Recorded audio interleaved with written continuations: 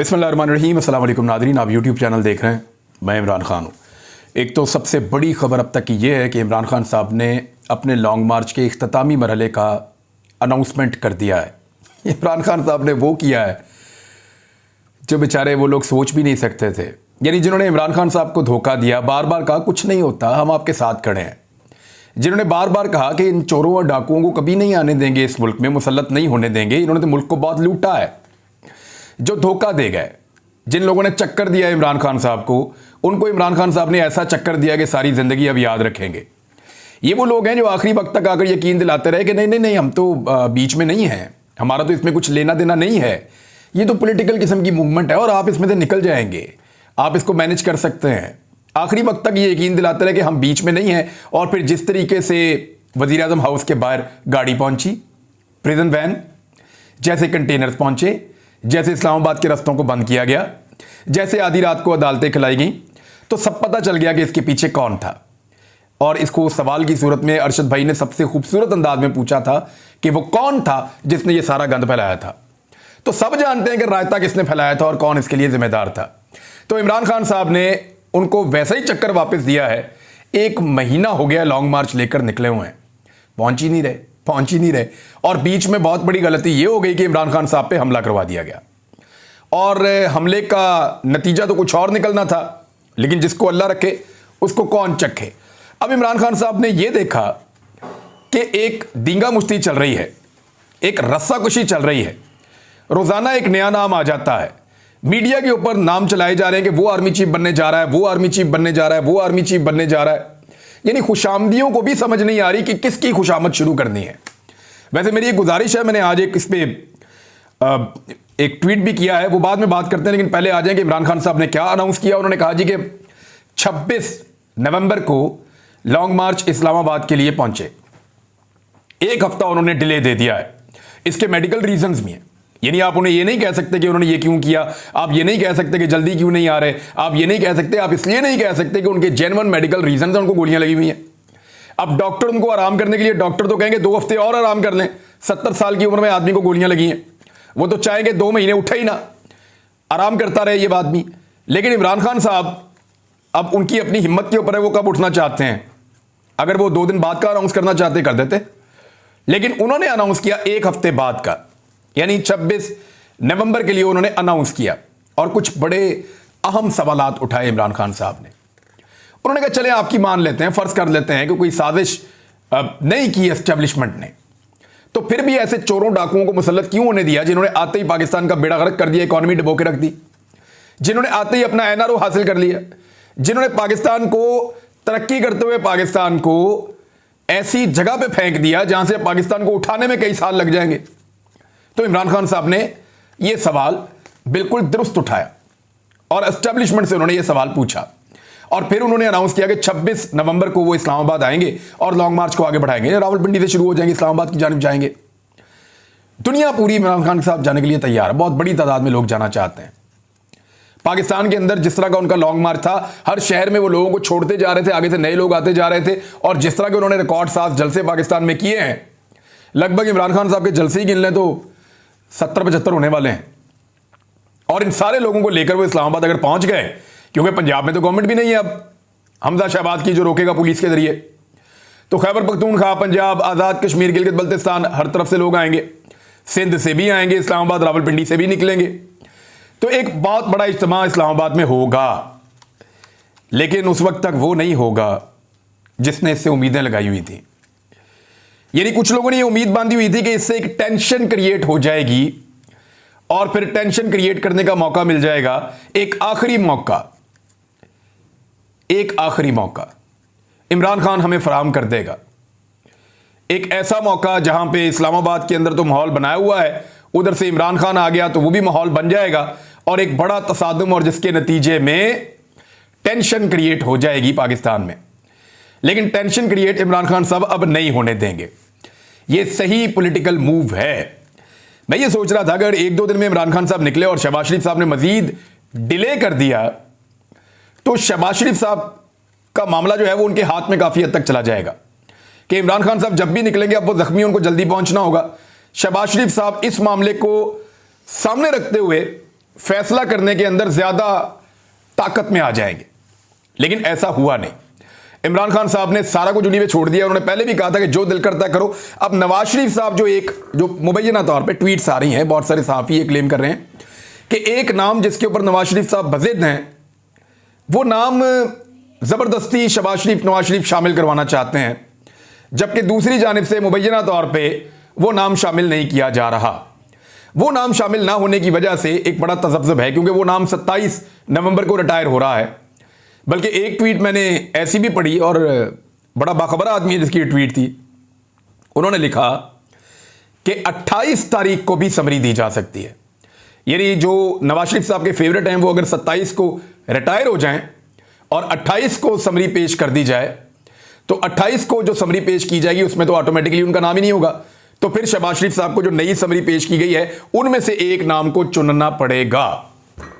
तो मामला फिर वहीं पे जा रहा है जहां पे जाना है। तो इमरान खान साहब ने अपने आप को इस अजीबोगरीब किस्म की सियासत से फिलहाल बाहर रख के वेट एंड सी वाली जो पॉलिसी है उसको रखने का फैसला किया है। और इसमें जिन लोगों को उम्मीदें थी टेंशन क्रिएट करने की, वो अब टेंशन क्रिएट नहीं कर पाएंगे। 26 तारीख को इमरान खान साहब निकलेंगे। देखें, ये वो आदमी है जिसने जो कहा वो करके दिखाया। उसने कहा मुझे निकालोगे मैं ज्यादा खतरनाक हो जाऊंगा, उसने ज्यादा खतरनाक बनकर दिखाया।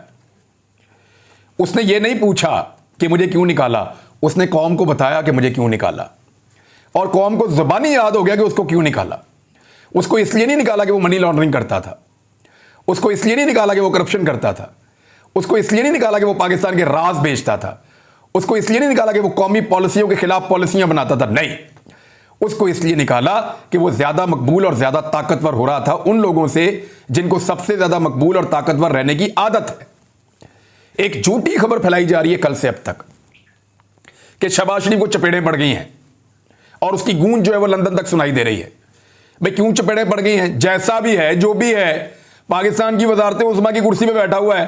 किसी की क्या जरूरत है कि बदमाशी करे और जाके चपेड़ मारे? कौन मार सकता है चपेड़ पाकिस्तान के वजीर आजम को? चाहे वो जैसे भी आया यार, शब खून मार के आया, 2 नंबरी करके आया, फ्रॉड करके आया, रजीम चेंज करके आया, जो भी करके आया, आपको उसकी शक्ल पसंद नहीं है, लेकिन चपेड़ नहीं मार सकता उसको कोई। क्यों कोई चपेड़ मारेगा? ये झूठी खबरें फैलाई जाती हैं अपनी बदमाशी लोगों को बताने के लिए कि हम बहुत बड़े बदमाश हैं, हम बहुत ताकतवर हैं।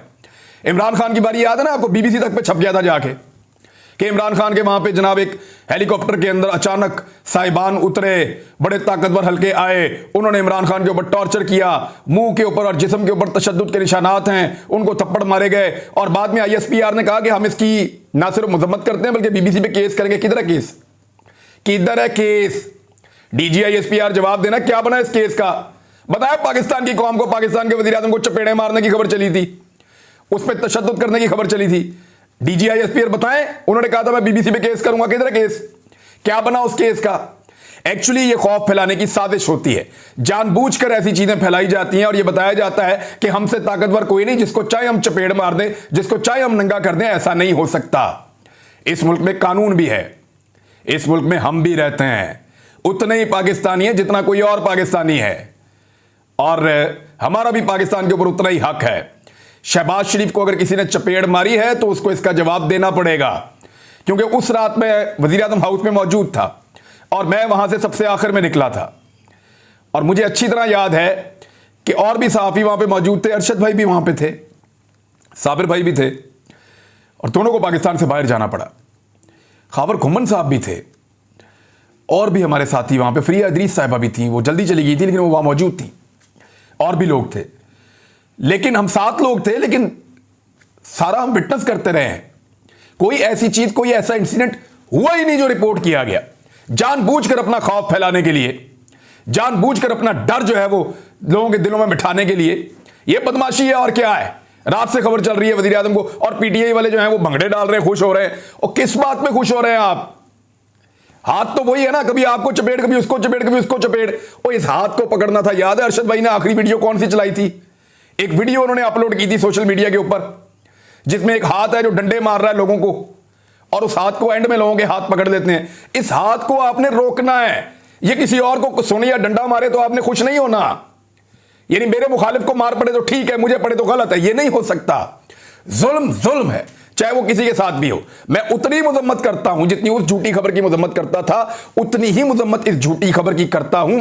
ना किसी इस मुल्क में बदमाशी चलेगी, सिर्फ रूल ऑफ लॉ इस मुल्क में होना चाहिए। उसके लिए हम हमेशा बोलेंगे, हमेशा बोलेंगे, बोलते रहेंगे। अब जरा एक और खबर देखें। जो लोग खुदर गए थे, छलांगे मार रहे थे, घड़ी ले ली, घड़ी ले ली, घड़ी ले ली, घड़ी बुरी, उनको मौत पड़ी हुई थी। एक तो जो जियो के ऊपर प्रोग्राम करवाया गया फीड करके, एक रिकॉर्ड याफ्ता मुजरिम को उसके अंदर बिठाया गया, जो मतलूब है कई जगहों पे, उसको बिठाकर उसको ऐसे साबित करने की कोशिश की गई कि शायद इमाम काबा के बाद दुनिया का सबसे बेहतर आदमी ये है। यानी मुझे ऐसा लगता है कि पाकिस्तानी मीडिया ने अगर किसी को सादिक और अमीन का सर्टिफिकेट देना है ना, तो वो सबसे पहले पाकिस्तानी जो है उमर फारूक को दे देंगे, क्योंकि पाकिस्तानी मीडिया जो है उनको ऐसा लगता है कि इससे अच्छा तो आदमी कोई नहीं है दुनिया में, सबसे अच्छा आदमी ये तो कभी झूठ बोल ही नहीं सकता। उसका झूठ जो है वो एक सहाफी ने पकड़ लिया, मैंने कल आपको बताया भी था, और साफ पकड़ा गया है कि फराह खान नामी खातून ने पाकिस्तान से 2 मरतबा सिर्फ ट्रेवल किया है इमरान खान साहब के पूरे दौरे हुकूमत में। एक दफा 2019 में और एक दफा 2020 में। अप्रैल 2019 में जब उन्होंने ट्रेवल किया तो वो अमेरिका गई थी, और अमेरिका के लिए 2 घंटे के लिए वो एयरपोर्ट पे सिर्फ रुकी थी। और अबू धाबी से अगर आप दुबई जाते हैं तो आपको तकरीबन 1.5 घंटा जाने में लगता है, 1.5 घंटा वापस आने में लगता है। ये तो मुमकिन ही नहीं है कि वो अगली फ्लाइट ले सकती हो, तो वो उसी तारीख में अमेरिका कैसे पहुंच गई। तो इस तरह ये क्लियर हो गया कि यहां पे जो बैठा हुआ ताकतवर आदमी इस सारे मामले को प्लान कर रहा था, उसका दिमाग बस इतना ही काम करता था कि उसने देखा कि यहां से अबू धाबी चली गई है, उसने उससे आगे का नहीं सोचा कि आगे कहां गई है। तो यहां पे जाके तो इनकी सोच रुक जाती है। इतनी इंटेलिजेंस है और इतना ही दिमाग काम कर रहा है। मेरे ख्याल में थोड़ी सी और मेहनत करें, 5वीं का बच्चा आपको पकड़ लेता है थोड़ी देर के बाद, और बड़े आराम से पकड़े जाते हैं। पूरा का पूरा प्रोपेगेंडा जो है वो बेनकाब हो जाता है। अब मैं आपको सही वाली चीजें बताता हूं, काम करना है तो इन पे करो भाई। अभी दिखाता हूं आपको मैं, ये देखें। तफसीलात के मुताबिक तोशा खाने से तोहफे हासिल करने वाले हुक्मरानों की कुछ तफसीलात मैं आपको दिखा देता हूं। नंबर 1, अब तक मुल्क के 13 सदर और वजीर आजम तोशा खाना से 3039 तोहफे लेकर जा चुके हैं, जिनकी कुल मालियत जो है वो 160 मिलियन रुपए बनती है। ये जो दिए गए हैं, जमा करवाए गए हैं, वैसे उनकी मालियत क्या थी वो किसी को नहीं पता। तोहफे लेने वालों में ज़ियाउल हक से लेकर मुशर्रफ तक, यानी सदर ज़ियाउल हक ने भी लिए और सदर परवेज़ मुशर्रफ ने भी लिए, जुनेजो ने भी लिए, शौकत अजीज़ ने भी लिए और बाकी वज़ीर आज़म ने भी लिए। आसिफ जरदारी ने बतौर सदर 2 BMW और 2 टोयोटा जीप के लिए तोशा खाना में 93 लाख रुपए जमा करवाए। इतनी महंगी गाड़ियां, बुलेट प्रूफ, इतनी महंगी गाड़ियां जो मुअम्मर कज़ाफ़ी से ये लेकर आए थे, और ये कीमती गाड़ियां लिबिया के सदर ने दी थी, और थोड़े से पैसे देकर ये 4 गाड़ियां लेकर बुलेट प्रूफ गाड़ियां निकल गए जरदारी साहब। नवाज शरीफ को बतौर वजीर आजम दोनों अदवार में 1 करोड़ मालियत के 127 तोहफे मिले। नवाज शरीफ ने 14 लाख में 75 तोहफे लिए, सिर्फ 14 लाख रुपया दिया है। इमरान खान ने तो एक तोहफे का 2 करोड़ से ऊपर जमा करवाया ना, तो नवाज शरीफ तो ओने पोने क्या बिल्कुल लूट मार करके ले गया, 75 तोहफे ले गया सिर्फ 14 लाख रुपए में। शौकत अजीज पाकिस्तान से जाते हुए, और ये गाड़ियां जो है वो गैर कानूनी है, ना नवाज शरीफ ले सकता है ना जरदारी ले सकता है। तो तोशा खाना से इन्होंने गाड़ियां ली हुई हैं। तोशा खाना का कानून कहता है कि गाड़ी आप नहीं ले सकते, लेकिन इन्होंने गाड़ियां ली हुई हैं, क्योंकि गाड़ियां जो है वो दूसरे महकमे को जाएंगी। कभी भी तोशा खाना से आप गाड़ी नहीं निकलवा सकते। शौकत अजीज पाकिस्तान से जाते हुए 1126 तोहफे अपने साथ ले गए, लेकिन शौकत अजीज क्योंकि एस्टेब्लिशमेंट के बहुत करीबी आदमी थे, उनका कभी नाम भी नहीं लिया किसी ने। क्या कभी किसी ने कोई खबर निकाली उसके बारे में? कभी किसी ने पता किया कि कितना कुछ वो ले गया? उनमें नेकलेस थे, कीमती हीरे जवाहरात थे, सोना था, घड़ियां थी, कालीन थे, तोहफों की मालियत बहुत ज्यादा थी, लेकिन जो वहां पे शो की गई वो 26 मिलियन ले गए। जनरल मुशर्रफ 3 करोड़ 81 लाख के 515 तोहफे साथ 515 तोहफे, 75 नवाज शरीफ, जरदारी साहब भी इसके लगभग, शौकत अजीज, उसके अलावा यूसुफ रज़ा गिलानी। अब जरा मुशर्रफ साहब को देखें। मुशर्रफ साहब जो तोहफे ले गए और शौकत अजीज जो तोहफे ले गए, क्योंकि वो एस्टेब्लिशमेंट के लोग थे और उनका ताल्लुक एस्टेब्लिशमेंट से था, इसलिए उनको कोई सवाल भी नहीं पूछेगा। 1126 तोहफे शौकत अजीज और 515 तोहफे परवेज मुशर्रफ। अंदाजा कीजिए आप, उनमें जी हीरे, गोल्ड सेट, कीमती जेवरात, खंजर, पिस्तौल, और ज़ियाउल हक साहब भी लेते रहे तोशा खाने से। उन्होंने 16 लाख रुपए में 122 तोहफे लिए हैं। बेनजीर भुट्टो 2,72,000 रुपए में 174 तोहफे लेकर गई हैं। ये जो बिलावल भुट्टो जरदारी शोर मचाता है ना, जरा जाके देखें उनकी वालदा ने कितने तोहफे लिए हैं। 174 तोहफे, 174, और 2,72,000 रुपए में। अंदाजा करें आप, इस तरह इस मुल्क के तोशाखाना को लूटा गया है। जरा उसकी बात तो करें ना, असल चोरी तो वो है, उसके ऊपर तो कभी काम नहीं करेंगे। करना चाहिए ना, यहां भी काम करें ना। अब तक के लिए इतना ही, अपना ख्याल रखिएगा, अपने इस चैनल का भी। अल्लाह हाफिज।